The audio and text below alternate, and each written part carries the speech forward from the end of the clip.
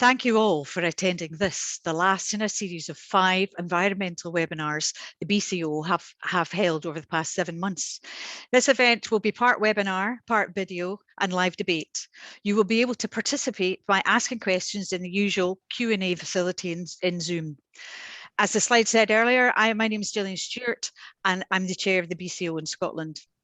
We are all hoping that COP has a positive outcome and the future of this Glasgow event will be seen as a significant turning point for climate change. During the next 90 minutes, we will pose a number of environmental questions to a variety of key players across the industry to understand how this will affect our future lives, professions and cities. First, however, our keynote speaker this morning is Patrick Bellow, a founding director of Atelier 10.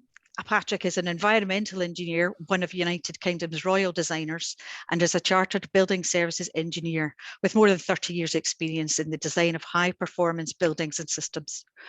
Today, Patrick is going to give us an insight into climate change and how it is affecting our world, as well as highlighting some of the challenges facing us when designing our modern office buildings.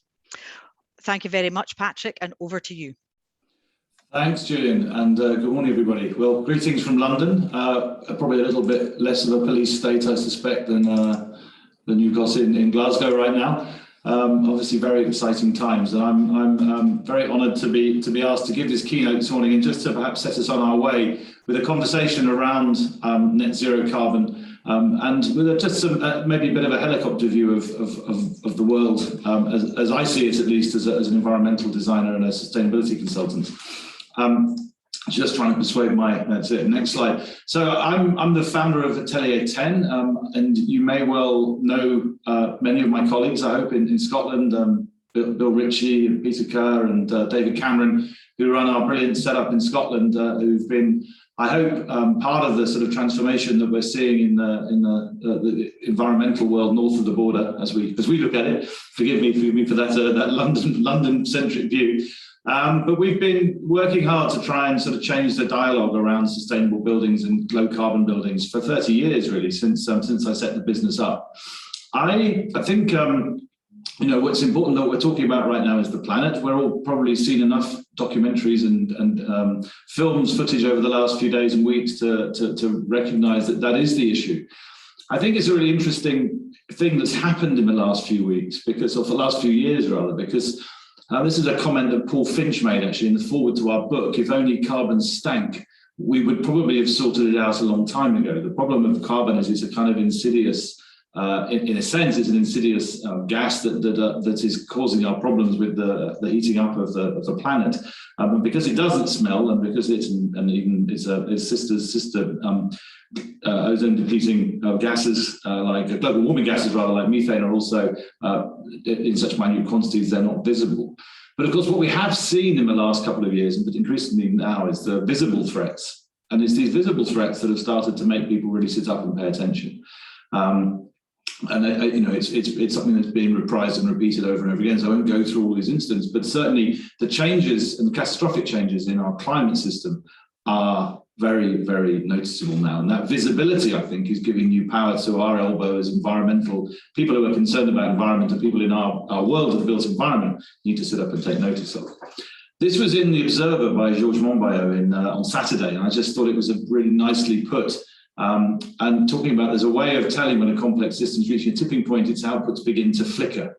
This is what we've seen this year, a great global flickering as the Earth systems begin to break down. It's the climatic Morse code for Mayday.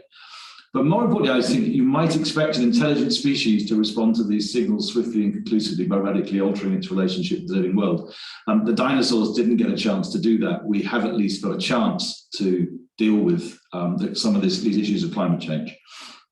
And it's not a new thing. One of the things that's I find so extraordinary, and I'm just going to hide something on the screen, that's it. One of the things I find so extraordinary about some of the conversations we have is as though this is a wow, we didn't know about all this stuff. If you go right back to the early 1960s, one of the great thinkers and polymaths at the time was Richard Buckminster Fuller, Bucky Fuller, who in his operating manual for Spaceship Earth talked about it not coming with an instruction book, but was behind the first sort of thoughts and conversations around the notion of sustainability. Because he identified that the ecosystem failure was inevitable if we continued to use resources in the way that we were, which at that point, of course, was completely without thought. We went through a series of things in the 70s, Only One Earth, and the Club of Rome, a Barbara Ward's report about the limits to growth and concerns around resource use and the tipping point for the planet. In the 70s and 80s, many of you will remember the oil crisis and fuel costs as a driver for conservation. And that was probably the earliest time when we first started to think a little bit about being more conservative about how we built our built environment in our cities, to be more, to use less energy, although it didn't last that long. Well, where things really started to change, of course, were in the 80s, in the hole in the ozone layer in 87, brought a new kind of awareness of man's impact on the planet and what we were doing to it, and what the risks were. Now, what this really set up was the notion of imminent catastrophe as a driver for change, which is where we sit again now.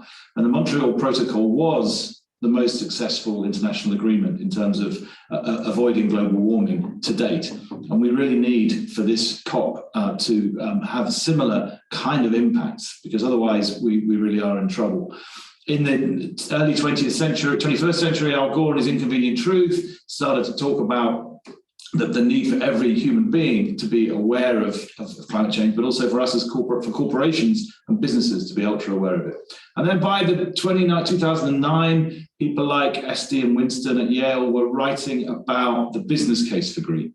They're starting to say that the value drivers of the best companies, that they call the green wave riders, like Unilever, were outperforming the stock market. This was basically not saying that green costs more, it says green adds value.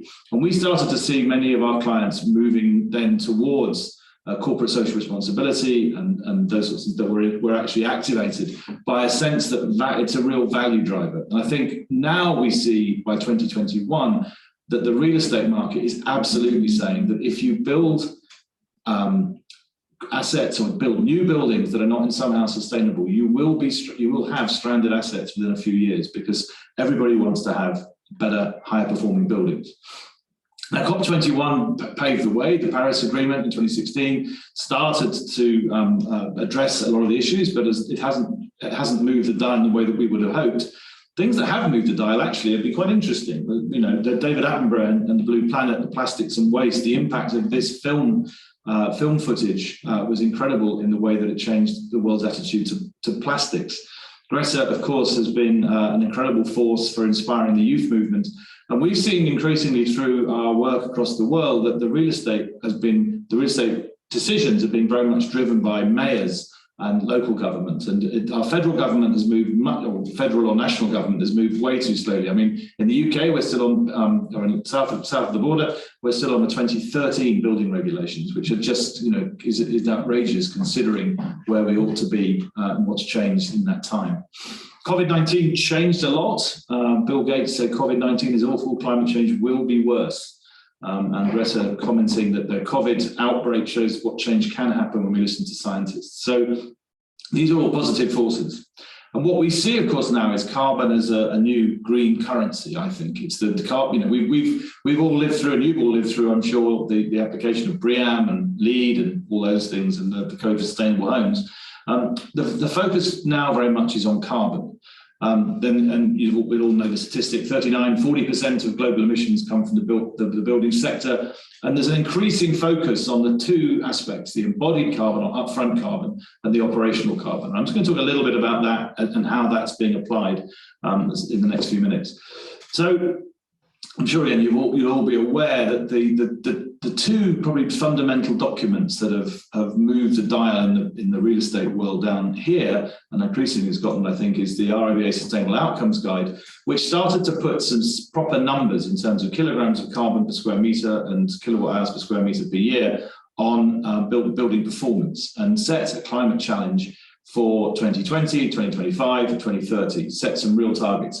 Why did they not set a hard target immediately? It's really because I think it takes time for the supply chain to fall in line behind it. And we're certainly seeing in terms of embodied carbon and product declarations, the industry is really starting to respond, the steel industry and everybody else, in terms of the embodied carbon.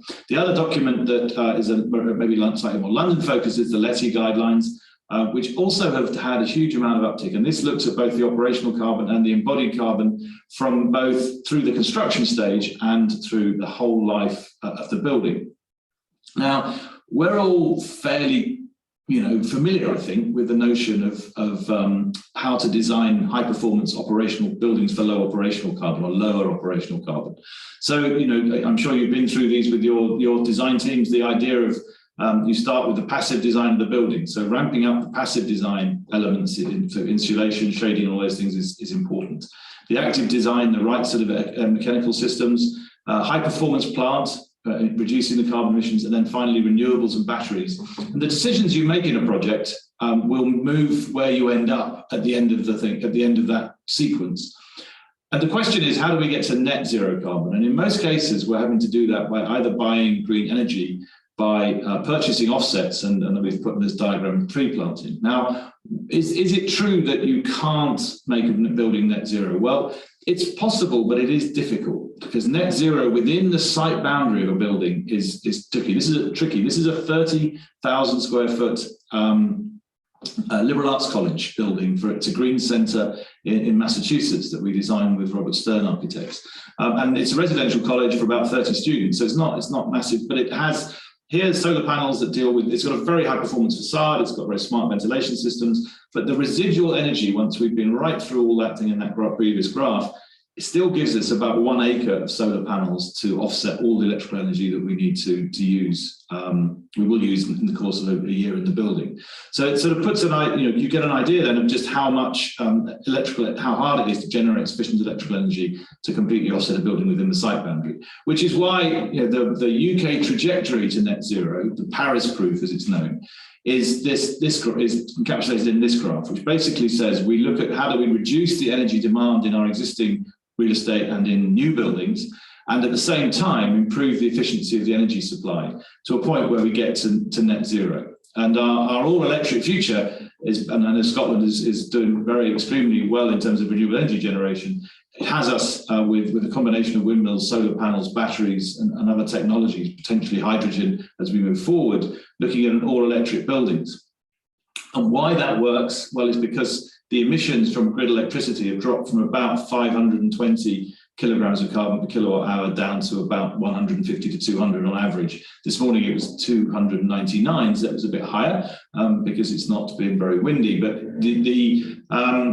what we're seeing is on average, grid electricity is since about the early 2019, has been far better than the natural gas for heating. And if any of you are interested, there's a great app, the Grid Carbon app. This gives you instantaneous readouts, but it shows how challenging this is because this is the UK national grid and the carbon emissions from the grid. And it varies enormously, which is really our challenge, because as the load goes up, the amount of coal we burn goes up. And this is what we why we need to try and reduce the amplitude or the peaks as much as possible through our building design. Now, we all know we have, there's two types of carbon that we're looking at. We're looking at operational carbon and embodied carbon. And the point that the industry has really got to grapple with now is that embodied carbon is carbon emitted now when we build our buildings. Operational carbon, as the buildings get more efficient and the energy supply gets better and better, the operational carbon as a proportion gets less and less, and the embodied carbon becomes a bigger and bigger part of our problem. Now, through Letty, and it's important just to say that the embodied carbon, just to be clear, is not the carbon that's in the material when you dismantle it or whatever. It's the carbon that's emitted when you make steel or aluminium or other materials to make structures and materials and products. So through the Letty guide and the RBA guide, there's sort of guidance as to how much carbon you should be expecting to emit from various elements of the building. So here's the MEP, about 82. And one thing I want to have a go at today is refrigerants. One of the things that's very prevalent in Scotland is the use of VRF and refrigerant-based air conditioning systems. This is really challenging in terms of lifetime carbon emissions. Although we've used them because they do very well under Part L of the building regulations and give us very good carbon factors, in terms of embodied carbon, they're terrible. The typical VRF system is double on its own, is double the budget for carbon for all of the MEP plant in the building. So we need to be moving away from a reliance on things like VRF or even hybrid VRF, which is still above the limit because of the amount of refrigerants.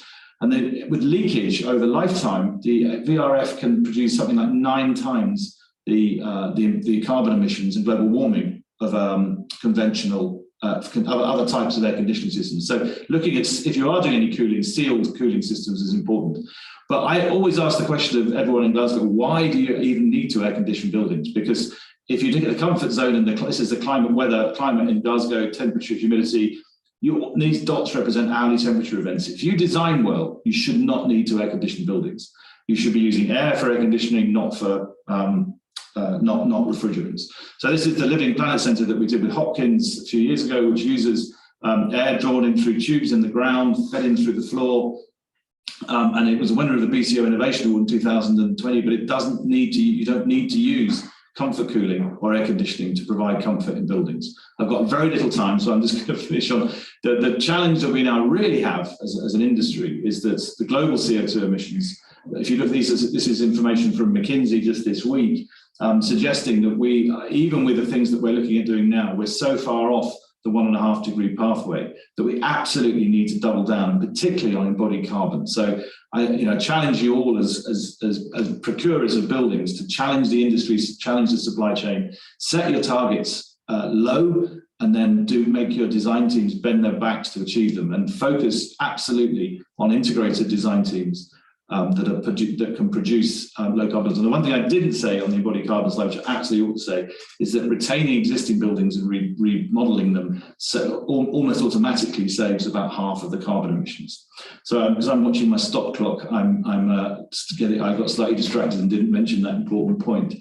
So I just want to close with a Bucky Fuller quote, which I hope might inspire, which is to say that you never change things by fighting the existing reality. To change something, build a new model that makes the existing model obsolete. And I absolutely think that should be the clarion call for all of us in the real estate and property businesses in the UK. Thank you very much. Thank you, Patrick. That was great. Thank you. Really interesting. Some great insights there. I've been to the Living Planet building in Woking, and it's fantastic. A great space. So to try to reach out to as many people as possible for this short event, we posed several environmental questions to people we know across the property industry in Scotland, the UK and the US.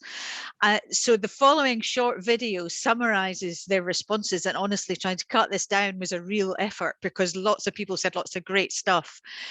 So this will last about around 20 minutes, and we'll use their responses to theme a live debate, in around 20 minutes time, about I think 9:45 or something like that. So thanks very much.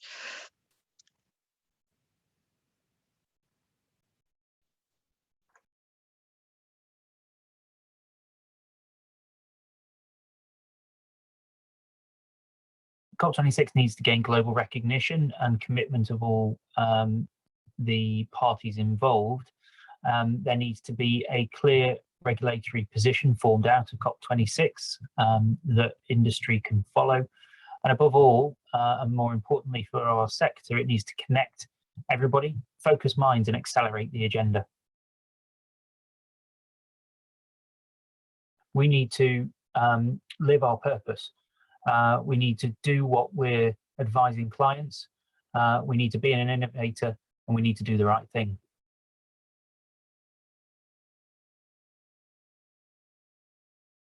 The biggest innovation and change that I think will have an impact in our industry is degasification, the removal of fossil fuels from the supply chain in real estate, as well as the circular economy. Much more improvement in reuse within the industry.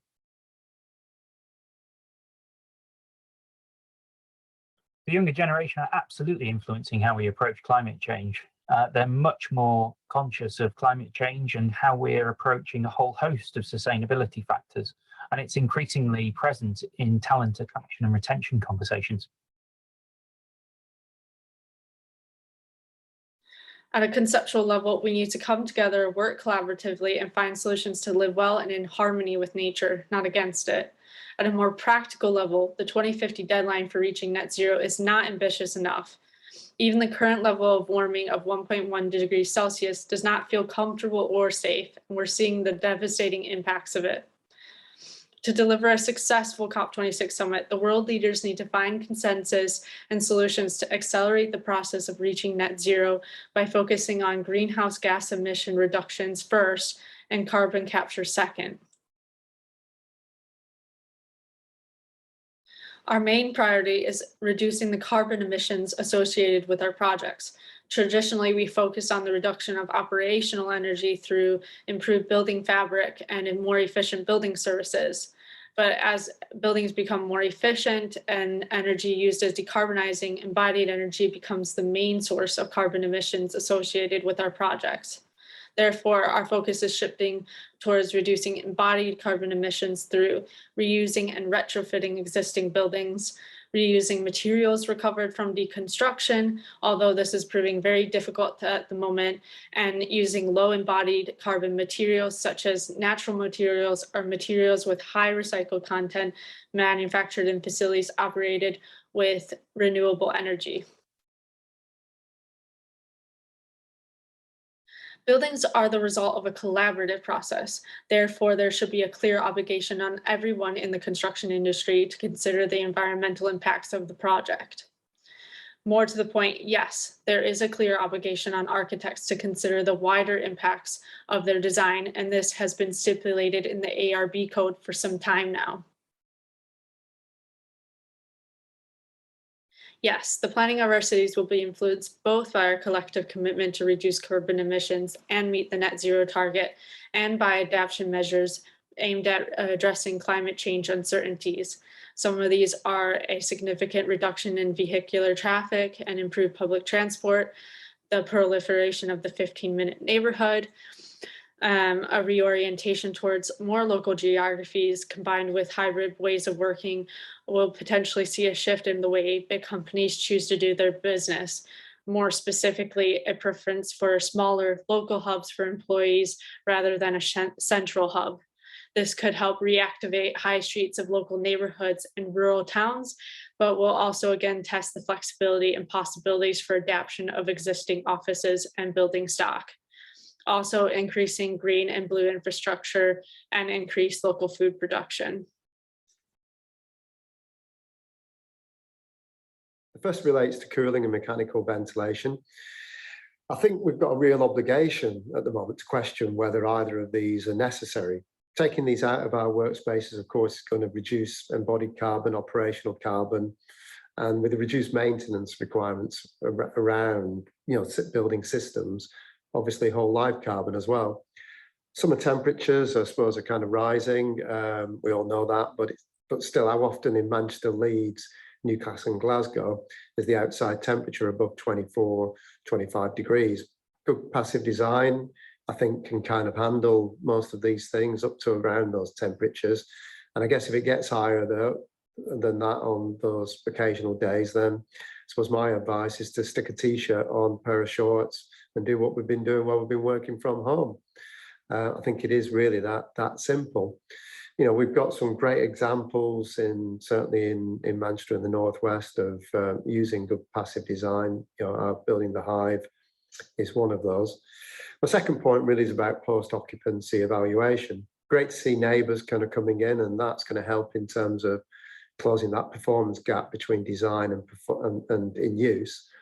But really, why shouldn't this become a mandatory requirement for us to actually go back and measure how our buildings are performing? Surely that's just common sense, and we'd all want to do that anyhow, so that we can learn from the buildings that we actually put together and make the next ones better.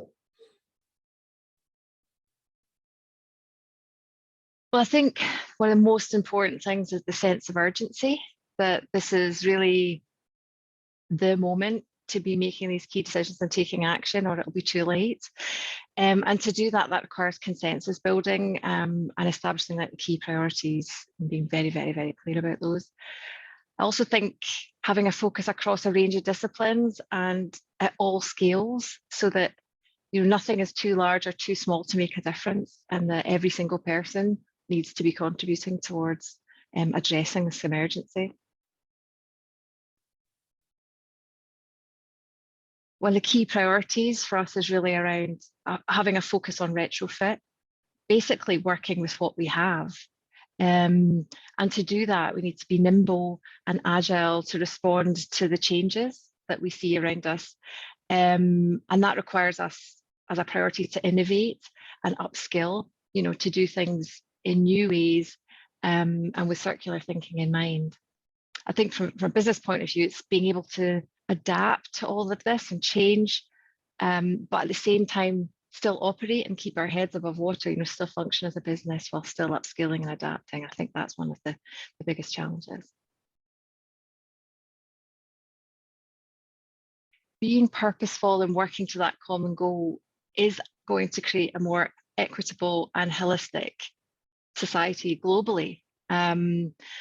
So I think for us as well, you know, we were set up to pursue themes of sustainability and participation. And I think at times it's felt like we've been pushing against a closed door.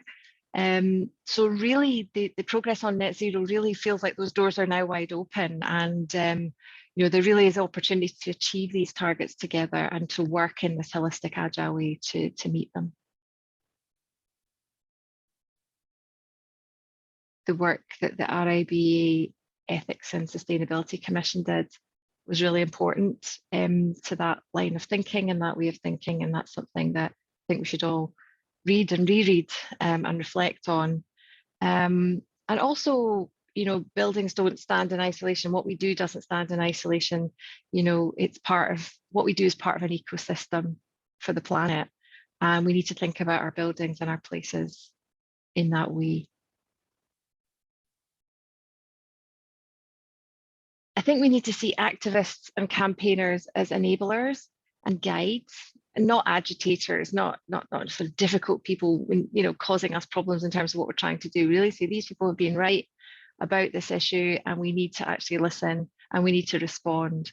So I think for many of us, and many of us, it's really what we need to do is unlearn some of our behaviors and the way in which we were doing things and the priorities that were set for us, and to change those towards equity, inclusivity, performance, you know, seeing our buildings as part of a whole system, so, and a whole ecosystem. So I think that is something that really needs to change.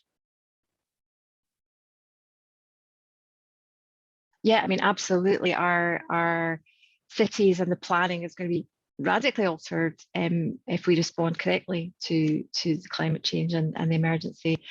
Our cities will be greener, they'll be safer, they'll be more inclusive, they'll be less centric, better connected to the landscapes in and around them. And I think also that through that ease of moving around and that inclusivity, cities will not just be a playground for the rich and powerful anymore. They'll be for everyone.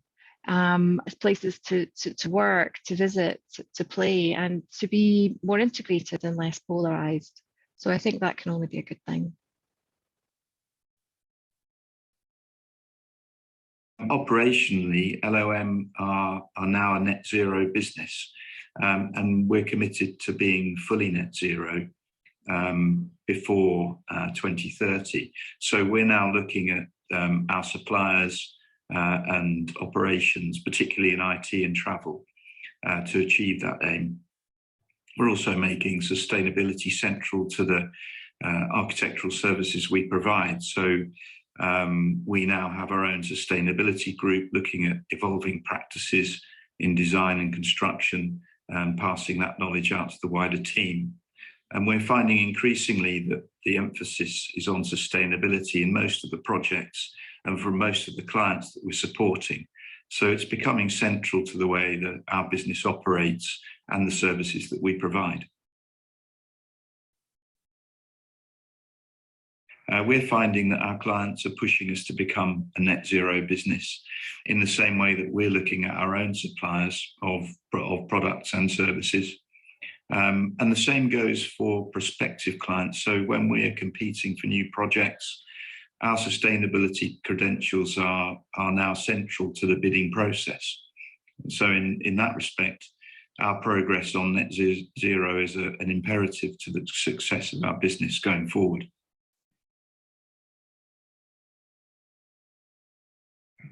I think emphatically yes, and I think architects recognise that they're in a fortunate position to be able to have a direct influence on the environment through their approach to design and the work that we do with our clients and with developers through design and construction.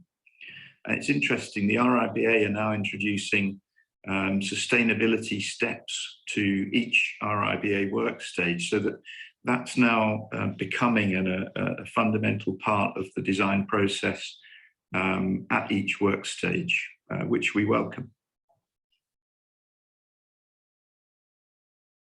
We feel that working towards net zero involves something of a culture shift, rather than just the introduction of new ideas and new disciplines. But we're finding that our clients and the teams that we work with are positive about moving towards the net zero culture. And often now on projects are striving for Platinum LEED and other recognised sustainability accreditations on their projects.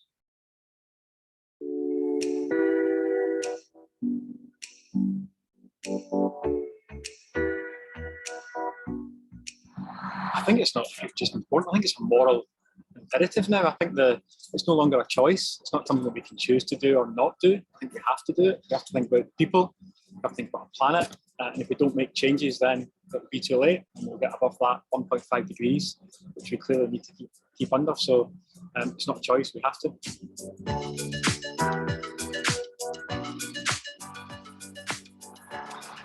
Sustainability is not new for HFD. We built Scotland's first A-rated EPC building, which I was about my mouthful, way back in 2008, which is a good 13, 14 years ago. And that's when sustainability was very much in its infancy. So we've been doing that in a number of other things. We built the UK's first carbon neutral office. So we've been developing this for a number of times. I guess this is all culminated here at 177, the building we're at today, which is one of Scotland's first net zero carbon buildings. And that journey will continue. That's net zero carbon in operation. The next bit for us is how we look at embedded carbon in the building. So all the carbon that's caught up in the steelwork and all the materials that we have.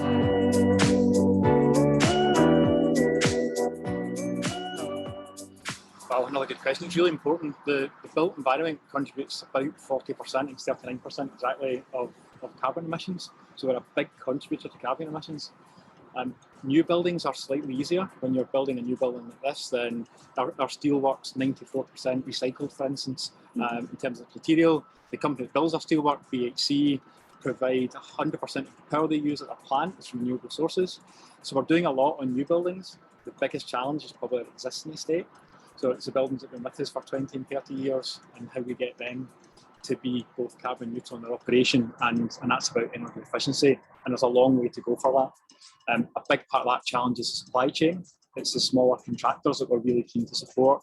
And there's a lot of work to capture your sustainability and your carbon. You need to, it's called Scope 3 for us as a business. We need to measure our own emissions, but we have to measure the emissions of our supply chain. And that's more difficult for some of the smaller businesses. So we need companies like ours and manufacturers, bigger manufacturers, to help encourage those companies to first of all measure what their impact is and then mitigate it. Public and government collaboration with clear deliverable policies that's backed by legislation and accessible investment or funding. It has to be a priority to minimise carbon in terms of embodied carbon and operational carbon in use of buildings, and to strive towards net zero carbon buildings generally. This will require a very committed and mature supply chain that share these aspirations and also understand that this is a priority and it's essential to the industry and the planet as a whole that we strive to improve and achieve these expectations. It's important to our occupiers and our funders and also our wider development partners. And it's also important to society as a whole. And we feel that it's a moral imperative that this industry shouldn't ignore, and we will not be ignoring.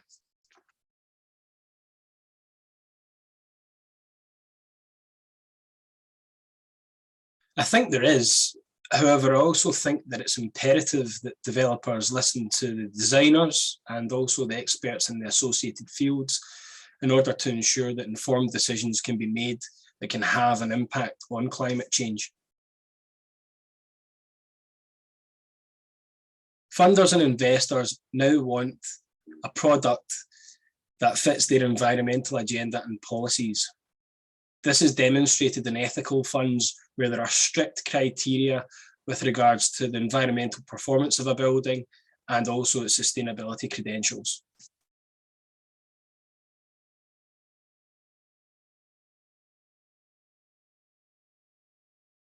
I think we need to learn from other industries and get access to information and share that throughout the supply chain, and also share knowledge generally within the industry. And also make sure that there are materials that are accessible in order to deliver the products that we need and we require. I also think it's important that we ensure that we have a product that is innovative yet dependable and at an affordable price. All nations need to buy into this. Every nation has its red lines, a term you'll all be familiar with in Brexit negotiations. And while delegates will go in with a can-do attitude, a bit like going to MIPIM when, in the main, delegates do try a bit harder to do actual business, the main decisions will be made by the nation's political leaders. And clearly the US and China create the biggest challenge to that process as they continue to grow a fossil fuel economy. Quite simply, as an office developer, if we do not adopt a move to net zero, we will be left behind. We'll not get funding for development and will not attract tenants. But more importantly, before all that, we will not attract the best people who are the lifeblood of our business.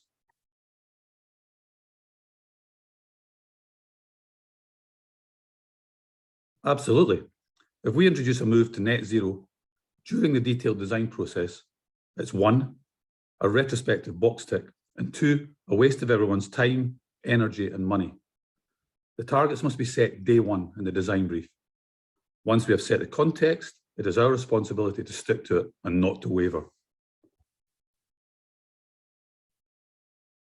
I'd like to appeal to all politicians attending in the UK to introduce legislation which will aid the real estate industry in the collection of utility data. As an advisor to many occupiers, I am now seeing the effect of the net zero commitments that businesses are making on the whole property life cycle. For example, when an occupier is looking to move offices, wellness and sustainability is now one of the, I'd say, top 3 factors in building selection. A challenge is the availability and also the affordability of office stock. However, the market is quickly adapting, with refurbishments and redevelopments addressing what both investors and occupiers are looking for in terms of ESG. And there's also now more consideration of how buildings will be used in the future to ensure that this is sustainable. One major challenge is that we need to design with a time value of carbon in mind. The IPCC has said that we have until 2030 to mitigate the worst impacts of climate change, and that's just 8 years away. As designers of the built environment, we're used to thinking about very long-term impacts of our projects, but we now need to think short-term as well. So for example, we're focusing very strongly on embodied carbon, which is the carbon that we emit when we manufacture and extract and put up buildings. All of that carbon emissions happens in just a couple of short years. And for a project I'm designing now, it'll happen between now and 2030. So we need to take drastic reductions in those types of emissions. What we used to think about as a long-term market transformation that might take 10, 20, or 30 years, we now need to accomplish immediately.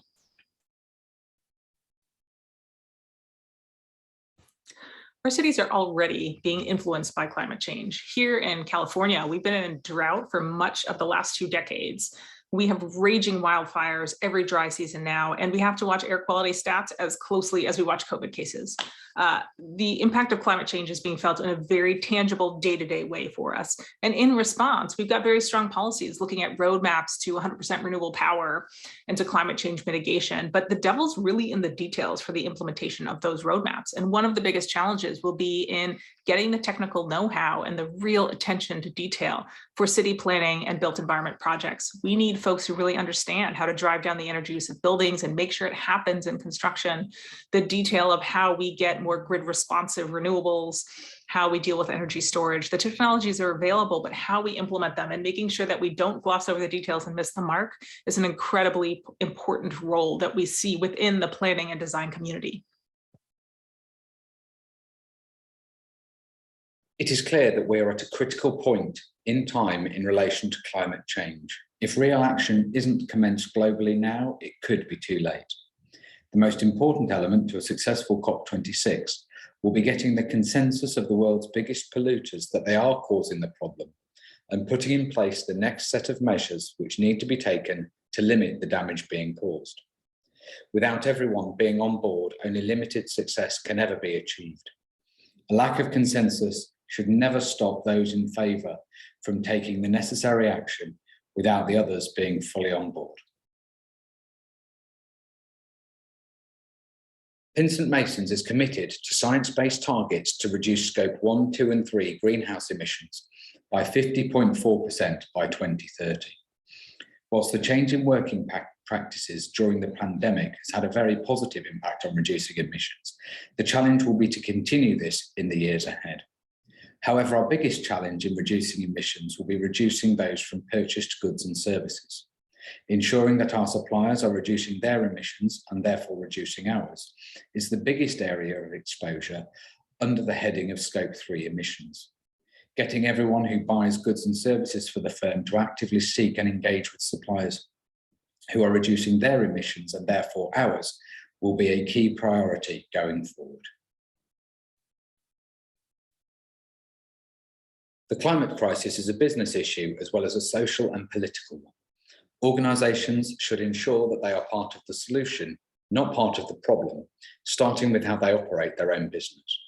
Simply put, it has to be important to every business to make progress towards net zero. In reality, there are very few good reasons for it not being important. There are clearly benefits in being able to set out a positive strategy towards net zero in relation to business generation and the retention and attraction of new staff, amongst others. But primarily working towards net zero is the right thing to do and something which all responsible businesses should have high on their agenda now. The younger generation are always enthusiastic to be involved with climate change and sustainability matters, but within all organisations there is very much a shared need across all generations to act on emissions and climate change. Clearly, the younger generation are part of the long-term solution, and their current habits and behaviours will heavily impact on our long-term ability to make a real difference.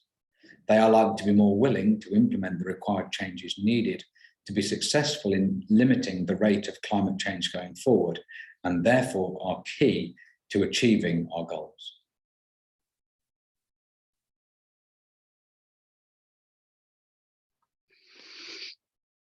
Thanks very much to all of our contributors there. There were some really interesting points made by almost everyone. These themes will now be explored on an online debate, which is going to be chaired by Despina Katsikakis. Despina is Global Lead Total Workplace of Cushman & Wakefield, and she's a Junior Vice President of the BCO. Despina and I worked together for a long time, and I'm now happy to hand over to you, Despina, to introduce the live debate. Thank you, Gillian. It's a pleasure to be here today, and such a great panel representing all of the stakeholders in our industry. So to make most of the time, I will ask our panelists to briefly introduce themselves when they answer the first question I pose to them. And please, all of you, do send through your questions by using the Q&A button throughout the session. So this great video compilation, one of the key themes that we heard is that the biggest challenge we'll be dealing with existing buildings. So I want to start by exploring how our panel sees the big opportunities and challenges when dealing with retrofits and circular thinking. So Stuart, maybe I can start with you from an investor perspective. And of course, one of the first questions we've had come in is how retrofit will be funded, what role will pension funds and other investment vehicles have to play. So very opportune to start with you, so Stuart. Thanks, Despina, and good morning, everyone. So my name's Stuart Heslop. I wear two hats for Royal Bank of Scotland and NatWest Group. I look after our social housing business in the UK and also look after our real estate business in Scotland and north of England. So about 50 or 60% of what I do is lend against existing buildings in the UK. And about 40–50% of what we do is look at new opportunities for new developments across the country. And I think, you know, the story so far has highlighted the major problem that we now face. It's almost very easy for us to determine what we do when we look at new buildings, and we make a choice when we get presented with a case whether we want to support that case or not. And for instance, already for a residential house building, we will not fund any form of new development unless it is A or B rated. So that's enshrined in our policies already. And that's very straightforward to do. The problem, of course, comes with the buildings that we currently lend against and that our clients currently own. And we're going through a process just now, and we begin, I think, and have been for the last 2 or 3 years, an education process with our clients. And clearly our larger institutional clients don't need any form of education, but our smaller clients perhaps do. And that's sharing information with them about environmental targets and sustainable buildings. And we've been doing that so far. I think what follows from that and what we have been doing is then providing debt solutions and providing incentives to clients who are delivering greener buildings for new developments, but also providing discounted debt products for clients who are already on the journey of retrofitting buildings. So putting specific targets and again, into our documentation that drives the behaviour that the client wants to follow. And if they meet these targets, then they would get a discount on that debt at the end of the day. So we've gone from information to incentive, so very much carrot at the moment. I think you will begin to see the market move to stick eventually. And that's not going to come now. It's far too early, I think, to begin to do that. But eventually, we will just not fund buildings that are not sustainable in their nature. So that's going to be a number of years away, I believe. And I think we're in that stage just now of providing incentives. I think if I think about it, and clearly this is a commercial property debate today, but one parallel would be the social housing business that I fund or look after in the UK today. And if you take an average of 20 or 30,000 pounds of retrofitting per social housing unit across the country, there's over 100 billion of retrofit costs to be met over the next number of years. Now, everyone so far is staring at the problem because not one individual part of the market can meet that. So the retained profits that the Housing Association makes cannot meet that cost. There is not enough lending capacity within their corporate structures to have a debt-only solution. And government, of course, can't also meet the whole cost themselves. So you're going to have government, you're going to have lenders, and you're going to have clients come to the table at the same time to find a solution. And Jeff Taylor, who asked the question that's on the system there, he's hit the nail on the head. That this cannot simply be the landlord and owner that has to bear all of that cost, because the tenant will need to expect that rents may well have to rise. And indeed, we're already seeing that. A very, very green building in the UK, an office building, will attract a much or achieve a much better rental tone than an unsustainable building. And of course, then the investment market will look to acquire that building and get a much keener price. So I think it's a massive problem that the whole country faces, and lenders will play their part. And for now, that is through education and incentives. And eventually, I think if you want to raise funding against a building, an existing building, or you want to build a new building in the UK, you eventually will not be able to get any debt unless that building is sustainable. That's actually great to hear, Stuart. Thank you for that. Now, if I sort of come to Alan as an occupier with actually quite a complex and diverse portfolio of both new and existing buildings, how are you addressing this challenge? Yeah, good morning, everyone. So I'm Alan. I'm also from NatWest Group, but as Despina's mentioned, I've got a slightly different perspective because I lead the activity to reduce the emissions from our own property portfolio. So Stuart mentioned some of the key considerations for investors. And as a financial organisation, we're part of the Net Zero Banking Alliance. So we're targeting net zero across the value chain by 2050. We've committed to halving the climate impact of our financing by 2030. And we've got a target to lend £100 billion worth of climate and sustainability financing and funding by 2025. So for me as an occupier, I need a property portfolio that's congruent to all of those customer messages. So we wanted to lead by example. And in order to do that, we set a target to be net zero for our own operations by 2020. As Patrick mentioned in the keynote speech, there is a current reliance on procurement of green energy and credible offsetting in order to help us to do that. But we've also largely focused on the efficiency of our properties. So a key part of our carbon reduction strategy is to do the same amount of business that we do today for our customers, but to do it from a much more efficient property portfolio. So some of the tools that we've used to do that are the introduction of hybrid working. So this has allowed us, apologies. Sorry, just 1 second. Got a bit of a cold this morning. So yeah, we've done this through the introduction of hybrid working, which has allowed us to use our space differently, much more effectively. And it's enabled us to provide much more interesting and effective workspaces for our colleagues. And it's allowed us to introduce more flexibility in our workplaces at the same time as decreasing operational costs. So hybrid working and the impact on climate has been a huge opportunity from an occupier perspective. Hybrid working includes home working and includes increasing our digital capability. So that means that by introducing home working and increasing our digital capability, we've been able to consolidate our portfolio into existing buildings. To go back to Patrick's point and some of the points some of the others have made earlier, this means that for us, we've largely had a focus on retrofit and refurbishment rather than building from new. So I guess from an occupier's perspective, the most efficient building is the one that you don't have to build.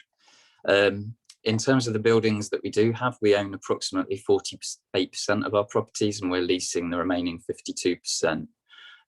When we're leasing, we're usually taking an existing building and fitting it out for our needs.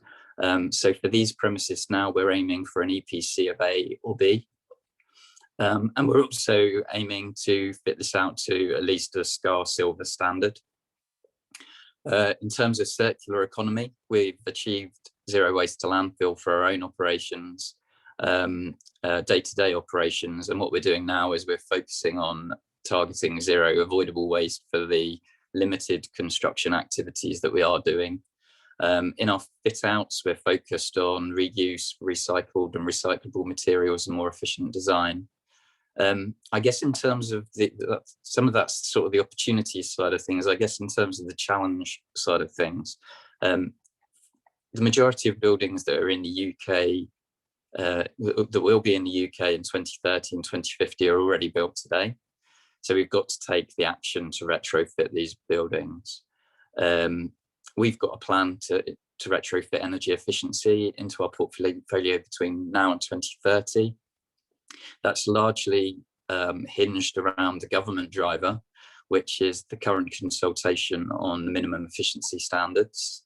So to sell or let a non-domestic property in 2030, you'll need an EPC or a B or above.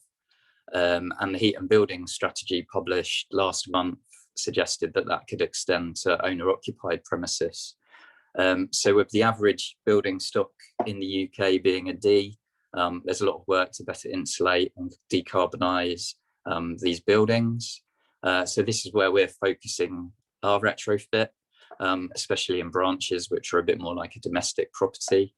In our offices, roughly 40% of our energy use is running our critical infrastructure. 25% of it's comfort, cooling and heating for colleagues.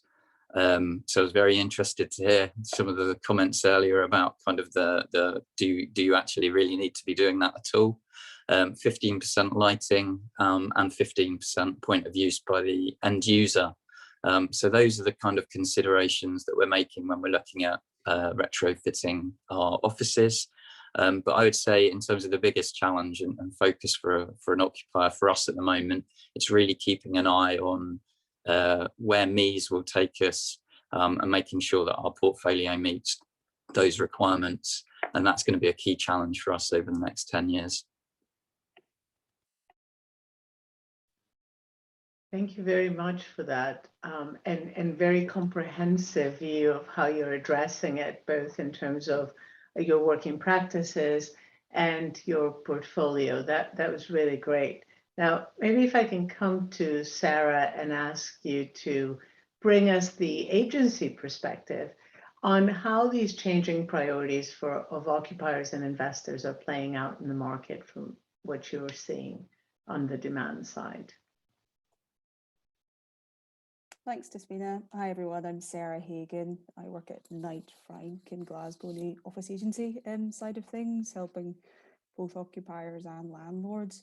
I think, we're involved in new builds and extensive refurbishment schemes across the city, and I think probably Patrick hit the nail on the head at the very start that there's just a renewed focus on every element of design of these buildings just now. We're sitting on design team meetings and every part of the building is being picked apart and reviewed, and what can we do to make this a more green or future-proofed building across both the boards and spectrum of refurbishment and new builds.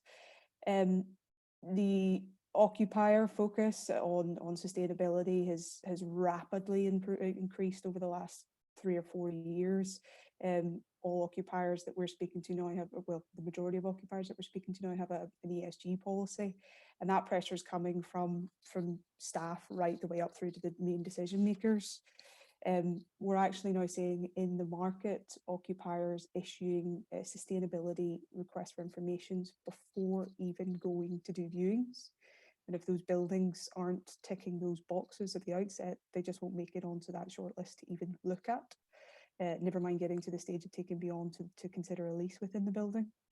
In terms of what we're doing and what we're pushing building owners and developers to do, it's just, as I say, review design to the nth degree, and it's going beyond just using renewable energy to power buildings. It's how can we ensure that the buildings are smart, are not just reactive but are proactive in terms of monitoring long-term uses.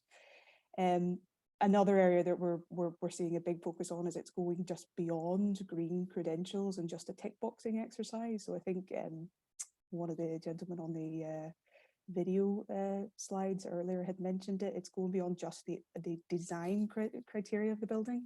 It's how the building is performing once it gets those accreditations. So I think once we see the likes of neighbours come into our market, it gives control, a wee bit more control back to the occupier to say, yes, it's great, we have these buildings that are APC or EPC-A rated or BREEAM excellent, but actually when we're in the building for 10, 15 years, that we can actually ensure that the building is operating to the right levels.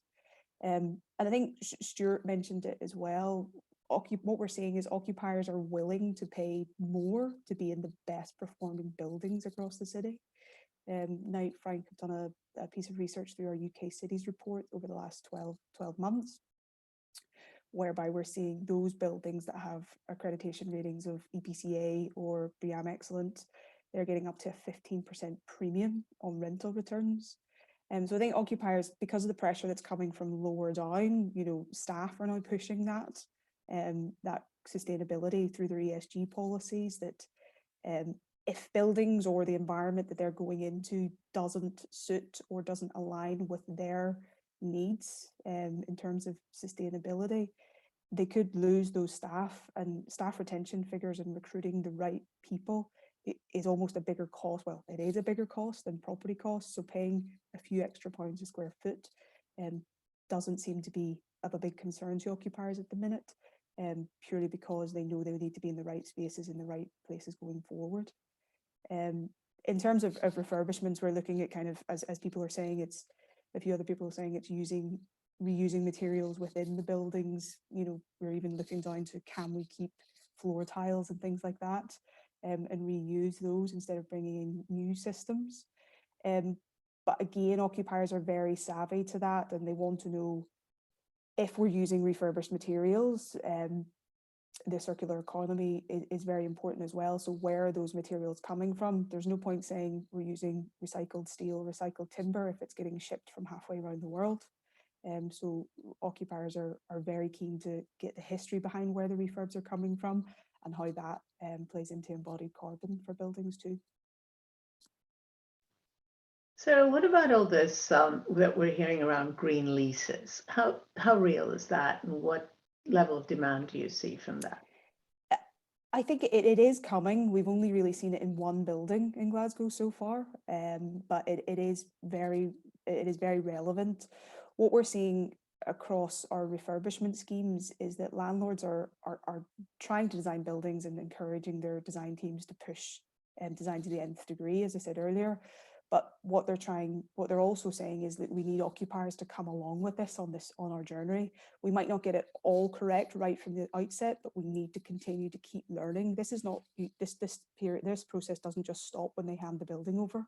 They want the building to continue to develop as occupiers use it. So it's encouraging occupiers to come along. So I think, yes, green leases will become more prevalent as we move forward.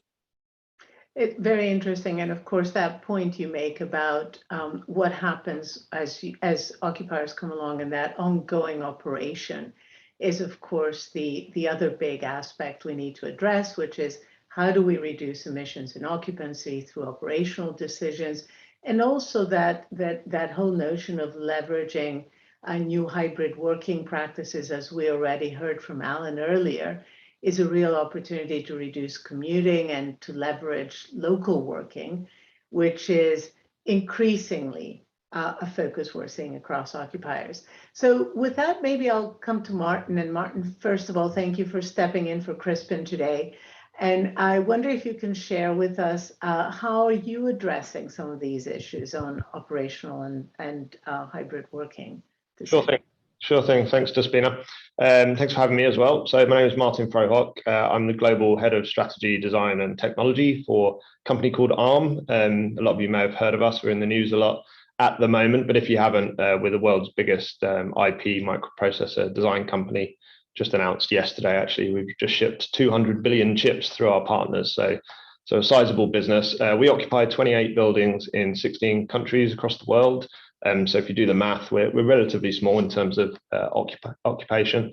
Got about 7,500 employees planned by the end of this year, and we're headquartered in Cambridge, where I'm based, down in the East Anglia area. So yeah, what have we done? At a high level, we're committed to net zero by 2030, like a lot of the businesses. I'm not going to repeat any of that that's already been said. We're a member very recently of the REC 100 Alliance, which we see as a bit of a step forward from the old CDP membership, which is very popular in the US. And the good thing about that, coupled with our UN Global Goals founder membership, is it runs through the organization, to Sarah's point, led from our CEO. And for us, we're in an interesting position because of the sector we're in and because of the kind of demands on the real estate. Our number one challenge, as Sarah said there, was to attract and retain talent. Of course, there's a sustainability expectation that's going up in the sector and going up in the demographics that are coming into our workplace. And I think that's somewhat increased over the course of the last 2 years. But I'm not going to repeat anything that Sarah and Alan said really well, I don't think, in terms of the approach and focus areas in the strategy. It sounds very similar to what Alan's dealing with. For us, though, hybrid, I think, has been the absolute disruptor in terms of what workplace means for us and what our sustainability strategy needs to be in the short to medium term. And we're in the very early stages. We're not making any drastic investments in retrofitting our offices. We're not making any urgent decisions to reconcile and close out parts of our real estate. we're in the listening and learning stage of our hybrid journey, I would say, and re-baselining. And what that is allowing us to do is to get really granular into the detail. And again, as Sarah said, be forensic over how our buildings are operating, what our technology stack looks like in the buildings to drive the data that we need in order to make informed decisions for the longer term, and really understand in 3 dimensions, I guess. Firstly, the efficiency of our buildings, and we can only do that through the controls and through some analytics and densely populated technology platforms across our offices. Secondly, the experience as well. You know, all of these things are fantastic, but to my point, if we're not creating the best environment and it's not forming part of our proposition, then we will lose people and we will become less competitive in our sector. And then thirdly, productivity as well. I think if we're talking about technology in the workplaces which we're trying to create, need to think about that productivity in the space, in the virtual space, so to speak. And then thirdly, the third space dimension, which I haven't heard mentioned yet, but which we're starting to focus more and more on, which is what's the impact on residential. You know, our due diligence, our duty of care doesn't stop when someone's in the office for 2 days a week. It extends beyond their life with ARM. Yeah, and really, without, again, duplicating a lot of the good stuff that Alan mentioned, talking through our strategy around how we're going to reach our net zero 2030, I think that hopefully summarizes where we're at on the journey. And I'm hoping over the next 6 months, the listening and the deep understanding that we're undertaking now with the business will put us in good stead to make some perhaps more ambitious strategic decisions later in the year. That's very interesting, Martin. It was very interesting to hear you say that you're also looking at the residential side. And I suppose one of the interesting questions is, to what extent are you looking to leverage this hybrid work to create more local work hubs so people can reduce the commuting and impact some of your carbon initiatives that way? Yeah, great question, Despina. Definitely the hub and spoke model, so to speak, has been called lots of things, third space and whatnot, is a factor in one of the options that we have already taken up in parts of APAC, for example, where that model's in its infancy, but actually has been quite responsive, and that's what our colleagues have asked for ultimately. Whereas in the UK, at the other extreme, we're quite far away from that, I feel, in terms of moving in that direction. We have a global hub, we have a critical mass at the headquarters in Cambridge, and we're very, very eager to maintain that and continue to grow the business here. So I think it varies by location quite significantly. And I think because we're such an employee-driven organisation, that will be defined by what the employees need to get their best work done, to continue to be productive for ARM, to continue to create great products. And, you know, rightly or wrongly, we've had to have the adult conversation with ourselves as workplace professionals to say, you know, in places this makes our role redundant. Essentially, there is no need for a critical mass in that location. And if that's the right thing for that business unit to succeed and continue to create the right product, then that's the decision we'll make, Despina. But it varies. You know, we probably have a variation of every single real estate model you can ever imagine in one of our regions, and that's because of the diversity of our colleagues, the way that we've grown as a business through acquisition, and the way that we continue to develop great products. So we are that true kind of hybrid real estate model, fortunately, and we're flexible enough and responsive enough that we've developed multiple models over the years. Great, thank you, Martin. Now, Stephen, if I come to you from a city perspective, how is Glasgow responding in terms of legislation and planning regulations to these issues, and also to this blurring of boundaries between work, live, and play, and the focus on creating more livable and sustainable cities? Yeah, thanks very much. And thanks for the question. Good morning, everyone. Yeah, my name's Stephen Gibson. I am the Director of Planning, Housing and Building Standards for Glasgow City Council. I've been appointed 4.5 weeks now, so I'm clearly the expert in the room for Glasgow. But what I would say is, you've probably guessed by the accent, well, I'm new to working for the council. I was born in Glasgow a long time ago, so I know the place, the people, the problems, but more importantly, the potential of Glasgow. But you know, this morning's debate's been really interesting. I've heard a lot mentioned about consensus, about equity, about inclusivity, about flexibility and speed. But what's come through loud and clear is the need for collaboration, the need for clear deliverable policies which are backed by government, and we should all be part of the solution moving forward. What's clear from Glasgow's perspective is that we're taking this very, very seriously. Glasgow declared a climate emergency several years ago, and it's been taking action ever since to try and get ahead of the curve. Certainly, as a city, we're ahead of our 2020 target. We set a target of reducing CO2 emission by 20% by 2020, and we reached that a long time ago. But of course, that was a low-hanging fruit. And by doing that, what we realise over the next 10 years, in fact 9 years now, is we've got a lot to do. We can only do that in collaboration. So my commitment to you on behalf of the city is, as we move out of the old city development plan and start planning and moving forward into the city development plan for 2023 to 2033, we understand that's cutting across that critical timescale of 2030. It will be in collaboration. We will be speaking to the private sector, the public sector, and the charitable sector, working very, very closely. This collaboration, I can't understate how important it is to me and to the city that we work with you to make sure that we with a combined effort, we make things happen. Because people have already said it, we don't have a choice anymore. We've got to do this. We just can't ignore where we are just now. So what I want to do is to speak to people about the perception about there being a cluttered policy landscape and try and get a streamlined policy landscape, one that attracts investment, one which speeds up delivery, one that makes it quite clear to the private, the public sector that we will be working together. And I'm really encouraged as well, because I know that this debate this morning is focused on the commercial office market, but we have drifted at times talking about housing, and it's a big part of my job as well. I mean, Glasgow, as we know, is famous for its tenement stock throughout the city, and it is a looming problem for us. We didn't quite put a figure on it, but there's billions of pounds worth of investment required for us to retrofit our vintage tenemental stock, some of which is incredibly attractive, some of which is incredibly problematic. But we'll be working hard on as I say, to uncluttered policies, and it'll be linked to our aspirations for 20-minute neighbourhoods. And there are examples of the 20-minute neighbourhoods coming forward just now.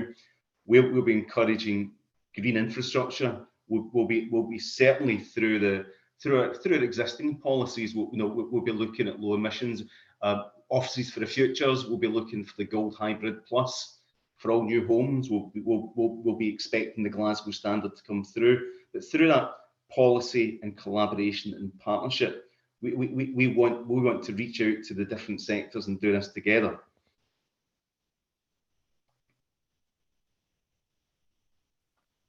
I think that focus on collaboration and alignment, Stephen, is incredibly important. And of course, everything we've been talking about in terms of expectations, both from the occupiers and the funders, and even from you from the city perspective, is increasingly raising the bar and creating greater pressure on developers to deliver better quality buildings. So Andy, if I could come to you and maybe explore what does that mean? Because potentially that could mean greater cost and greater investment implications. How are you responding to that?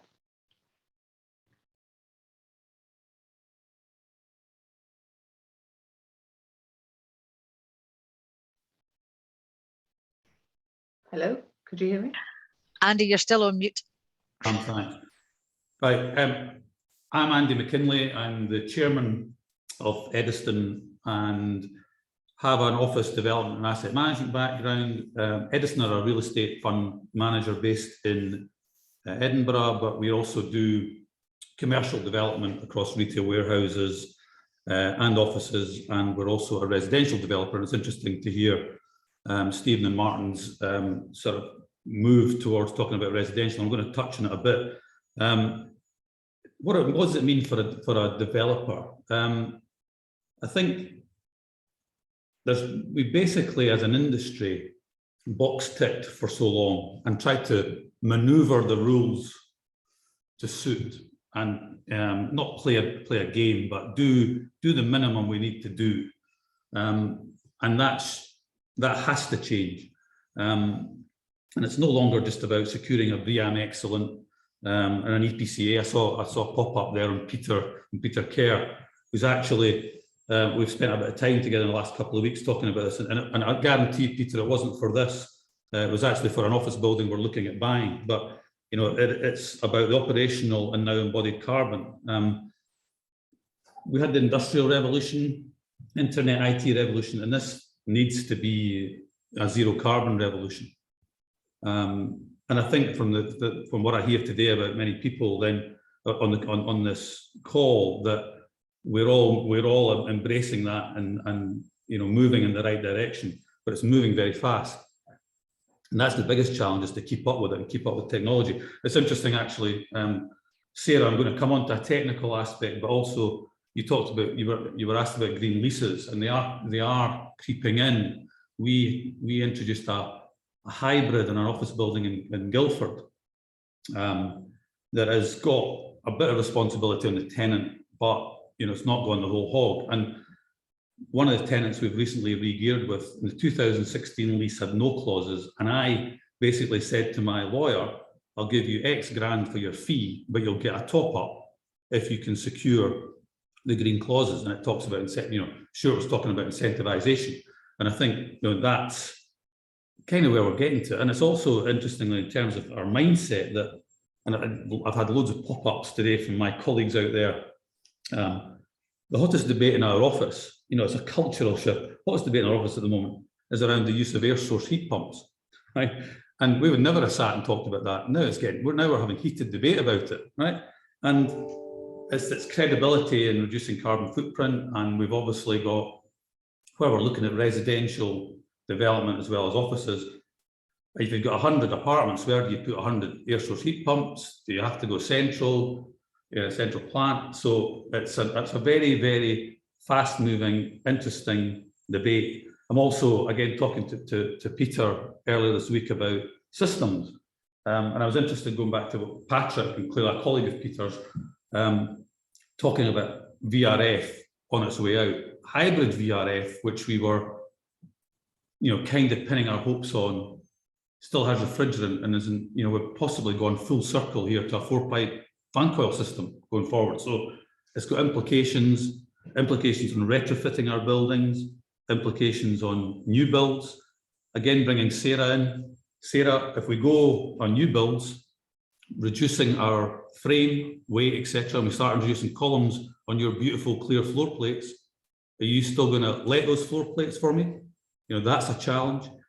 Interesting, and I can talk openly about this. Sarah's marketing a building for us in Glasgow. 3 floors are coming back, and my colleague is dealing with this, but I had a debate with my colleague yesterday on the fact that Sarah's team are pushing for cooling because it will increase the rent, whereas an interesting chat from Patrick right at the start was talking about, you know, fresh air and how can we introduce that in the building, and will that get me, Sarah, my 25 quid rather than my 15 quid because I ain't got cooling. So that's how it's evolving. It's evolving fast, and it's trying to keep ahead of it.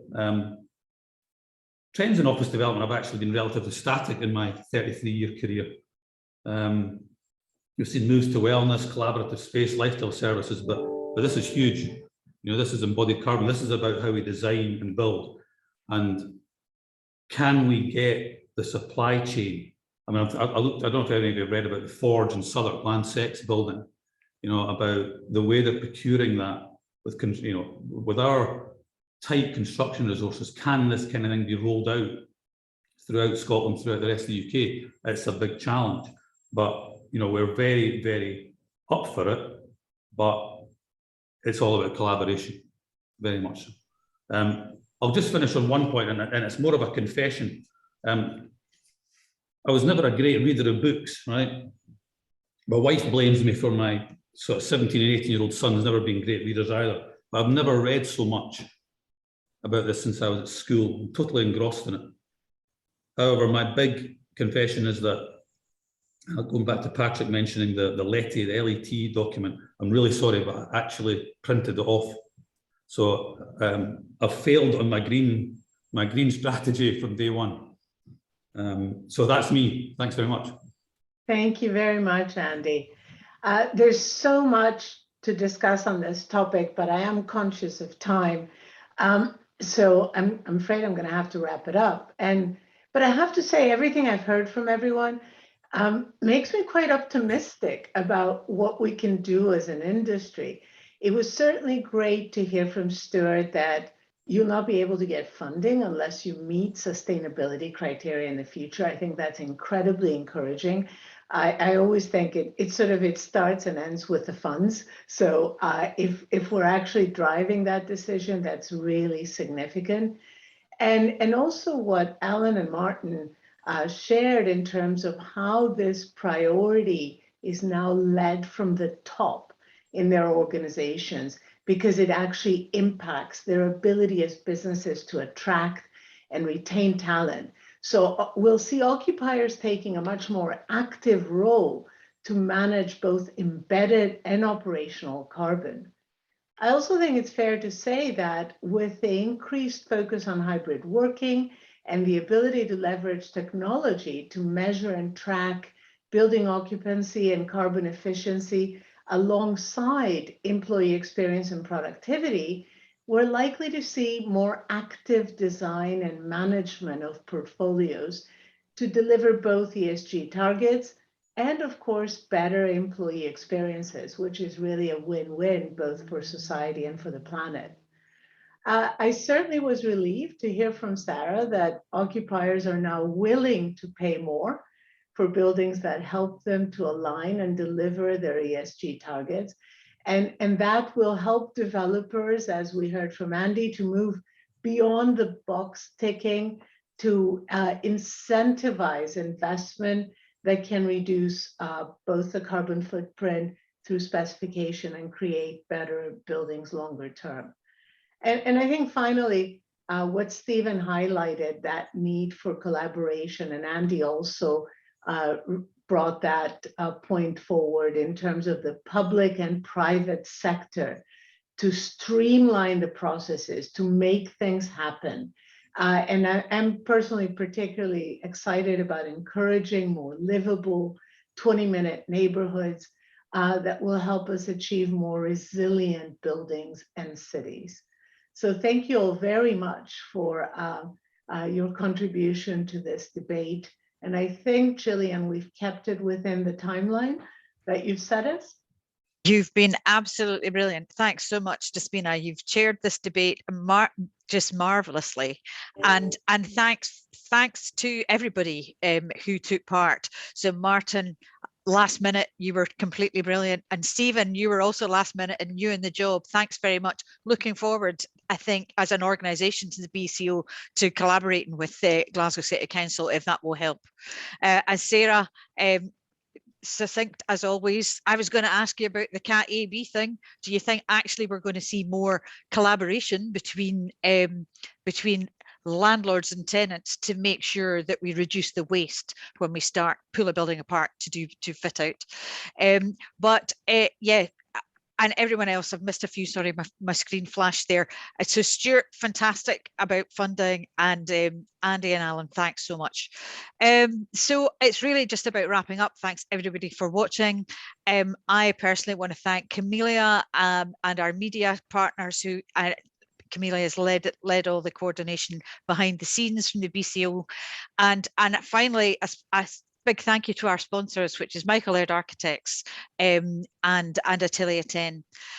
So I think it's really just about wrapping up now, and have a great week, everyone. And hopefully the next BCO event will actually maybe be face-to-face. So looking forward to that. Thanks very much. And I think we're all signing off. Thank you. Thank you.